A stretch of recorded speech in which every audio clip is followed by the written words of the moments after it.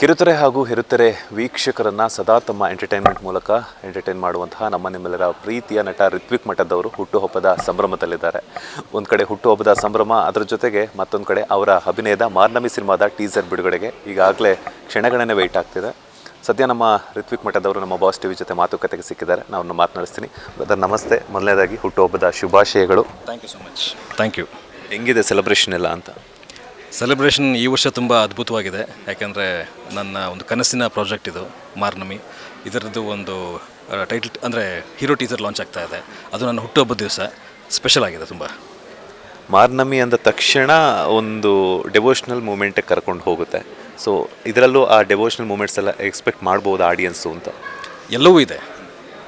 Devotional ಅಷ್ಟೇ ಅಲ್ಲ, ನಿಮಗೆ ಒಂದು ಸಿನಿಮಾದಲ್ಲಿ ಏನು ಕಂಟೆಂಟ್ ಅನ್ಕೊತೀರೋ ತುಂಬ ಸ್ಟ್ರಾಂಗ್ ಆಗಿರೋ ಕಂಟೆಂಟೇ ಈ ನಮ್ಮ ಸಿನಿಮಾದಲ್ಲಿದೆ. ಮಾರ್ನಮಿಯಲ್ಲಿ ಯಾವ ರೀತಿಯಂತಹ ರಿತ್ವಿಕ್ ಮಠದವರ ಆ್ಯಕ್ಟಿಂಗನ್ನು ನಾವು ನೋಡಬಹುದು ಅಂತ? ಇಲ್ಲಿವರೆಗೂ ನೋಡದೇ ಇರುವಂಥ ಒಂದು ಪಾತ್ರನ ನಿರ್ವಹಿಸ್ತೀನಿ. ಮಂಗಳೂರಲ್ಲಿ ಇರುವಂಥ ಒಬ್ಬ ಸಾಮಾನ್ಯ ಹುಡುಗನ ಪಾತ್ರ ಇದು. ಸೊ ತುಂಬ ಖುಷಿ ಕೊಡ್ತಾನೆ ಈ ಪಾತ್ರದಲ್ಲಿ.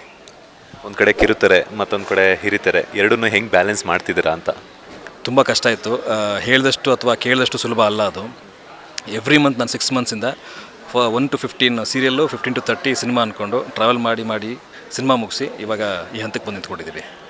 ಹಿರಿತೆರೆಗೂ ಕಿರುತೆರೆಗೂ ಏನು ಡಿಫ್ರೆನ್ಸಸ್ ಅಂತ ಅನ್ನಿಸ್ತು ನಿಮಗೆ? ಯಾಕೆ? ಬಿಕಾಸ್ ಎರಡೂ ರಂಗಗಳಲ್ಲಿ ಸಕ್ರಿಯರಾಗಿರೋದ್ರಿಂದ ಆ್ಯಕ್ಟಿಂಗಲ್ಲಿ ಒಂದು ಸ್ವಲ್ಪ ಡಿಫ್ರೆನ್ಸ್ ಇದ್ದೇ ಇರುತ್ತೆ. ಇಲ್ಲಿ ರಿಯಾಕ್ಷನ್ಸ್ ಸ್ವಲ್ಪ ಮೈನ್ಯೂಟಾಗಿ ಕೊಡ್ತಾ ಇರ್ತೀವಿ ಸಿನಿಮಾದಲ್ಲಿ. ಸೀರಿಯಲಲ್ಲಿ ಏನು ಮಾಡ್ತೀವಿ, ಸ್ವಲ್ಪ ರಿಜಿಸ್ಟರ್ ಮಾಡ್ತೀವಿ, ಅದನ್ನ ಸಸ್ಟೈನ್ ಮಾಡ್ತೀವಿ. ಈ ಥರದೊಂದಿಷ್ಟು ಚೇಂಜಸ್ ಇದ್ದೇ ಇರುತ್ತೆ. ಮಾರ್ನಮಿಯಲ್ಲಿ ಈಗ ಮಂಗಳೂರಿನಲ್ಲಿ ಒಬ್ಬ ಸಾಮಾನ್ಯ ಹುಡುಗನ ಕತೆ ಅಂತ ಹೇಳಿದ್ರಿ. ಸೊ ಈಗಾಗಲೇ ಗಿಫ್ಟ್ ಬಾಕ್ಸ್ ಅದರಲ್ಲೇ ಬೇರೆ ಥರ ಅಂತ ಕ್ಯಾರೆಕ್ಟರ್ನ ಆಯ್ಕೆ ಮಾಡ್ಕೊಂಡಿದ್ರಿ. ಸೊ ಇದರಲ್ಲಿ ಮಂಗಳೂರು ಅಂತಂದ ತಕ್ಷಣ ಒಂದಷ್ಟು ಬಿಸ್ನೆಸ್ ಆ ಥರ ಇರುತ್ತೆ, ಅದರಲ್ಲೇ ಇರುತ್ತೆ, ಅಥವಾ ಬೇರೆ ಬೇರೆ ಯಾವ ಥರದ ಹುಡುಗನ ಕ್ಯಾರೆಕ್ಟರ್ನ ನಾವು ಅದನ್ನೇ ಅಭಿನಯವನ್ನು ಎಕ್ಸ್ಪೆಕ್ಟ್ ಮಾಡಬಹುದು ಅಂತ? ಮಂಗಳೂರಲ್ಲಿ ನೀವು ಮೀನುಗಾರರಾಗಿರಬಹುದು, ಅಥವಾ ಈಗಲ್ಲೊಂದು ಟ್ರೂಪ್ ಇರುತ್ತೆ, ಹುಲಿ ವೇಷದ ಒಂದು ಗ್ರೂಪ್ ಇರುತ್ತೆ, ಅವ್ರಿಗೆ ಒಬ್ಬ ಬಾಸ್ ಇರ್ತಾನೆ. ಆ ಗ್ರೂಪಲ್ಲಿ ಇರುವಂಥ ಒಬ್ಬ ಹುಡುಗ ಅವನು. ಅಲ್ಲಿ ಅವನೇನು ಕೆಲಸ ಮಾಡ್ತಿರ್ತಾರೆ, ಮಂಗಳೂರು ಹುಡುಗ ಏನು ಮಾಡ್ತಾನೆ, ಆ ಥರದೊಂದು ಕ್ಯಾರೆಕ್ಟರ್ ಇವನು ಪ್ಲೇ ಮಾಡ್ತಾನೆ ಅಲ್ಲಿ. ಅಂದರೆ ಈಗ ಬೇಸಿಕಲಿ ಮಂಗಳೂರು ಭಾಷೆ ಅಂದ ತಕ್ಷಣ ಸ್ವಲ್ಪ ಆ ಕಡೆ ಭಾಷಾ ಶೈಲಿಯೇ ಡಿಫ್ರೆಂಟ್ ಆಗಿರುತ್ತೆ. ಅದ್ರ ಜೊತೆಗೆ ಚೈತ್ರ ಆಚಾರ್ ಅವರೊಟ್ಟಿಗೆ ಅಭಿನಯಿಸಿರೋದ್ರಿಂದ ಅವರ ಭಾಷೆಯನ್ನು ಕಲಿಯೋದಕ್ಕೆ ಈಸಿ ಆಯಿತಾ ಅಂತ? ಅದಕ್ಕೆ ವರ್ಕ್ಶಾಪ್ ತೊಗೊಂಡಿದ್ದೆ ನಾನು. ಯಾಕೆ ಅಂತಂದರೆ ಮಂಗಳೂರು ಭಾಷೆ ಅವ್ರ ಆ್ಯಕ್ಸೆಂಟೇ ಬೇರೆ ಇರುತ್ತೆ. ನಾವು ಇಲ್ಲಿಯವ್ರು ಮಾತಾಡಿದ್ರೆ ಈಸಿಯಾಗಿ ಗೊತ್ತಾಗ್ಬಿಡುತ್ತೆ ಅವ್ರಿಗೆ, ಇವ್ರು ಅಲ್ಲಿಯವ್ರು ಅಲ್ಲ ಅನ್ನೋ ಇದಕ್ಕೆ. ಅದಕ್ಕೋಸ್ಕರ ವರ್ಕ್ಶಾಪ್ ತೊಗೊಂಡು ಆ ಭಾಷೆನ ಕಲಿತು ಆಮೇಲೆ ಹೋಗ್ಬಿಟ್ಟು ಆ್ಯಕ್ಟ್ ಮಾಡಿದ್ದು. ನಾನು ಅಬ್ಸರ್ವ್ ಮಾಡ್ತಾಯಿದ್ದೆ ನಿಮ್ಮ ಸ್ಟೇಟಸಲ್ಲೆಲ್ಲ, ಅದ್ರ ಜೊತೆಗೆ ಇನ್ಸ್ಟಾಗ್ರಾಮಲ್ಲೆಲ್ಲ ಅಬ್ಸರ್ವ್ ಮಾಡ್ತಾಯಿದ್ದೆ. ಬಾಡಿ ಬಿಲ್ಡಿಂಗ್ ಅದು ಇದೆಲ್ಲ ಮಾಡಿದ್ದೀರಾ. ಸೊ 6 ಪ್ಯಾಕ್ಸ್ ಏನಾದರೂ ವೆಯ್ಟಿಂಗ್ ಮೇಲೆ ಇದೆಯಾ ಅಥವಾ ಬಂದಿದೆಯಾ? ಎಷ್ಟರ ಮಟ್ಟಿಗೆ ಬಂದಿದೆ ನಿಮ್ಮ ಬಾಡಿ ಪ್ರೊಸೆಸಿಂಗ್ ಅಂತ? 6 ಪ್ಯಾಕ್ಸ್ ಅಂದ್ಕೊಂಡಿದ್ದೆ ನಾನು ಆ್ಯಕ್ಚುಲಿ ಫಸ್ಟ್ ಈ ಕ್ಯಾರೆಕ್ಟರ್ ಎಲ್ಲ ಅಂದ್ಕೊಂಡಾಗ. ಬಟ್ ಆಮೇಲೆ ಹೋಗ್ತಾ ನಂಗೆ ರಿಯಲೈಸ್ ಆಗಿದ್ದೇನೋ 6 ಪ್ಯಾಕ್ ಬೇಕಿಲ್ಲ ಈ ಕ್ಯಾರೆಕ್ಟರ್ಗೆ ಅಂತ. ಬಟ್ ಒಂದು ಒಳ್ಳೆ ಫಿಸಿಕ್ ಬೇಕಿತ್ತು, ಕ್ಲೈಮ್ಯಾಕ್ಸಿಗೆ ಒಂದು ಒಳ್ಳೆ ಫಿಸಿಕ್ ಬೇಕಿತ್ತು. ಅದಕ್ಕೇನು ತಯಾರಿ ಬೇಕು ಮಾಡಿ ಅದನ್ನು ಮುಗಿಸ್ಕೊಟ್ಟಿದ್ದೀನಿ. ಚೈತ್ರ ಆಚಾರ್ ಅವರೊಟ್ಟಿಗೆ ವರ್ಕ್ ಸ್ಕ್ರೀನ್ ಶೇರ್ ಮಾಡಿರುವಂಥ ಎಕ್ಸ್ಪೀರಿಯನ್ಸ್ ಹೆಂಗಿತ್ತು ಅಂತ? ತುಂಬ ಖುಷಿಯಾದ ವಿಚಾರ ಅದು ಆ್ಯಕ್ಚುಲಿ. ಯಾಕಂದರೆ ತುಂಬ ಅದ್ಭುತ ನಟಿ ಅವರು. ಅವರಿಂದ ಕಲಿಯೋದಕ್ಕೆ ತುಂಬ ಸಿಗುತ್ತೆ. ಅವರು ಕ್ಯಾರೆಕ್ಟರ್ ಒಳಗೆ ಪ್ರವೇಶ ಮಾಡೋದಾಗಿರ್ಬೋದು, ಸ್ಪಾಂಟೇನಿಯಸ್ ಆಗಿ ಒಂದಿಷ್ಟು ರಿಯಾಕ್ಷನ್ಸ್ ಕೊಡೋದಾಗಿರ್ಬೋದು, ಅದಕ್ಕೆಲ್ಲ ನನಗೆ ಅಂದರೆ ಅವರು ಒಳ್ಳೊಳ್ಳೆ ಪಾತ್ರಗಳು ಮಾಡ್ಕೊಂಬಂದಿದ್ದಾರೆ, ದೊಡ್ಡ ದೊಡ್ಡ ಸಿನಿಮಾಗಳು ಮಾಡಿದ್ದಾರೆ. ಸೊ ಹಾಗಾಗಿ ತುಂಬ ಖುಷಿ ಇತ್ತು. ಅವರಲ್ಲಿ ಒಂದು ಸಿಂಪಲ್ ಥಿಂಗ್ ಇದೆ, ಅಂದರೆ ಎಲ್ಲೂ ಅವರನ್ನು ಅಚೀವ್ ಮಾಡಿದ್ದಾರೆ, ಇವರು ಇವಾಗ ಬಂದಿರೋರು ಆ ಥರದ್ದು ಎಲ್ಲೂ ಫೀಲ್ ಮಾಡೋಕ್ಕೆ ಕೊಡಲಿಲ್ಲ. ಅವರು ತುಂಬ ಫ್ರೆಂಡ್ಲಿಯಾಗಿ ತುಂಬ ಚೆನ್ನಾಗಿ ಆ್ಯಕ್ಟ್ ಮಾಡಿದ್ರು. ಜೊತೆಗೆ ಎಲ್ಲಿ ಯಾವ ಸ್ಟೇಜಲ್ಲಿದೆ ಈಗ ಮಾರ್ನಮಿ ಸಿನಿಮಾ? ಪೋಸ್ಟ್ ಪ್ರೊಡಕ್ಷನ್ ನಡೀತಾ ಇದೆ. ಕಂಪ್ಲೀಟ್ ಶೂಟೆಲ್ಲ ಕಂಪ್ಲೀಟ್ ಆಗಿದೆ. ಎಡಿಟಿಂಗ್ ಒಂದು ರಫ್ ಕಟ್ ಆಗಿದೆ. ಡಬ್ಬಿಂಗ್ ಎಲ್ಲರದ್ದು ಆಗಿದೆ, ನಂದು ಒಬ್ಬಂದಾಗಿಲ್ಲ. ನಂದು ಸೀರಿಯಲಿಂದ ಸ್ವಲ್ಪ ಟೈಮ್ ಸಿಗದೇ ಇರೋ ಕಾರಣಕ್ಕೆ ಡಬ್ಬಿಂಗ್ ನಂದು ಒಬ್ಬಂದಾಗಿಲ್ಲ, ಬಿಟ್ಟರೆ ಎಲ್ಲರದ್ದು ಆಗಿದೆ. ಬೆಳ್ಳಿ ಪರದೆಯಲ್ಲಿ ಯಾವಾಗ ಎಕ್ಸ್ಪೆಕ್ಟ್ ಮಾಡಬಹುದು ಅಂತ? ಅದು ಮೋಸ್ಟ್ಲಿ ನಾವು ಸೆಪ್ಟೆಂಬರ್ ಆ ಥರ ಅನ್ಕೊತಾ ಇದ್ದೀವಿ. ಬಟ್ ನೋಡೋಣ, ಇನ್ನು ಡಿಸೈಡ್ ಆಗಿಲ್ಲ, ಇದೇ ತಿಂಗಳು ಅಂತ ಡಿಸೈಡ್ ಆಗಿಲ್ಲ. ಸೆಪ್ಟೆಂಬರ್ ಅಂತ ನಮ್ಮ ಪ್ಲ್ಯಾನ್ ಒಂದು ನಡೀತಾ ಇದೆ. ರಿತ್ವಿಕ್ ಅವರು ನಟ ಆಗಿಲ್ಲ ಅಂತಂದರೆ ಯಾವ ಪ್ರೊಫೆಷನ್ನ ಚೂಸ್ ಮಾಡ್ತಿದ್ರು ಅಂತ? ನಾನು ಅದು ಸೆಕೆಂಡ್ ಥಾಟ್ ಇಟ್ಕೊಂಡೇ ಇರಲಿಲ್ಲ. ನಟ ಆಗಬೇಕು ಅಂತ ಬಂದೆ, ನಟ ಆದೆ ಅಷ್ಟೇ. ಯಾರು ಇನ್ಸ್ಪಿರೇಷನ್ ನಟನಾ ರಂಗದಲ್ಲಿ ನಿಮಗೆ ಅಂತ? ಇನ್ಸ್ಪಿರೇಷನ್ ಅಂದರೆ ನನಗೆ ನಟ ಆಗಬೇಕು ಅಂತ ಇನ್ಸ್ಪಿರೇಷನ್ ಸಿಕ್ಕಿದ್ದು ಒಂದು ನಾಟಕದಿಂದ. 6ನೇ ಕ್ಲಾಸದ್ದಾಗಿದ್ದು ಒಂದು ನಾಟಕ ನೋಡಿದ್ದೆ.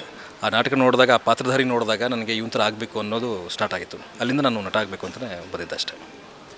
ಬೇಸಿಕಲಿ ಒಬ್ಬ ನಟ ಅಂದ ತಕ್ಷಣ ನಾವು ಆನ್ ಸ್ಕ್ರೀನ್ ಚೆನ್ನಾಗಿ ಕಾಣಿಸ್ಕೋಬೇಕು ಅನ್ನೋದೊಂದೇ ಅಷ್ಟೇ ಅಲ್ಲ. ಸೊ ಅದ್ರ ಹಿಂದೆ ನಾವು ಸಾಕಷ್ಟು ಶ್ರಮ ಇರುತ್ತೆ, ಮನೆಯವರು ಒಪ್ಪಿಸ್ಬೇಕಾಗುತ್ತೆ, ಅದ್ರ ಜೊತೆಗೆ ನಮ್ಮ ಫಿಸಿಕ್ ಆಗಿರ್ಬೋದು, ಅಭಿನಯ ಆಗಿರ್ಬೋದು, ಎಲ್ಲನೂ ಚೂಸ್ ಮಾಡ್ಕೋಬೇಕಾಗುತ್ತೆ. ಸೊ ಹೆಂಗಿತ್ತು ನಿಮ್ಮ ಕಷ್ಟದ ದಿನಗಳು ಅಂತ?